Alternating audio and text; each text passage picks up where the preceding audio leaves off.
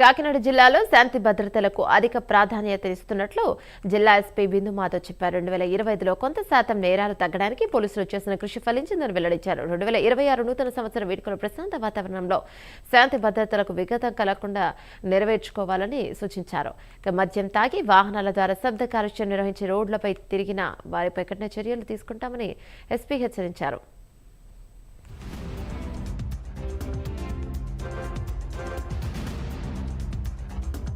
Overall crime report అవ్వటం డిస్ట్రిక్ట్లో ఎన్ని కేసెస్ రిపోర్ట్ అయ్యాయి అనే నంబర్ చూసుకుంటే 2024లో 7,947 కేసెస్ రిపోర్ట్ అవుతాయి.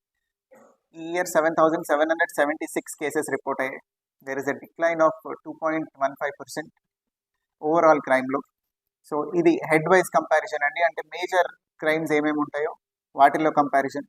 ఎస్సీ/ఎస్టీ/పిఓ యాక్ట్ కింద రిపోర్ట్ అయ్యే కేసెస్ 29% తగ్గాయి.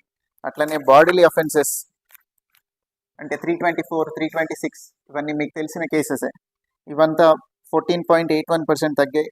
Road accidents fatal and non fatal రెండు కలుపుకుంటే 8.38% తగ్గాయి. బట్ ఓన్లీ ఫేటల్ అయితే కొద్దిగా పెరిగాయి. I will show you later. అట్లనే crime against women and children 0.75% నెగ్లిజిబుల్గా కొద్దిగా తగ్గింది. చీటింగ్ కేసెస్ బాగా పెరిగాయి. చీటింగ్ అంటే ఈ ఫ్రాడ్ కానీ 420 కేసెస్ కానీ ఇవంతా కొంచెం ప్రాపర్టీ రిజిస్టర్ చేస్తానని చేయకపోవటము, డబ్బులు తీసుకుంటానని ఎగ్గొట్టేయటము, ఇట్లాంటివి కొంచెం 9% ఇంక్రీజ్ అయింది. Cyber crimes as we have been telling repeatedly, ఇవి లాస్ట్ ఇయర్తో కంపేర్ చేసుకుంటే 12.73% పెరిగింది. NDPS act cases owing to formation of eagle చాలా యాక్టివ్ ఎన్ఫోర్స్మెంట్ చేయటం వలన మన రూట్లో ఏదైతే ట్రాన్స్పోర్ట్ అవుతుందో అన్ని కేసెస్ డిటెక్ట్ అయ్యేసరికి దానిలో ఇంక్రీజ్ ఉంది 22.86%.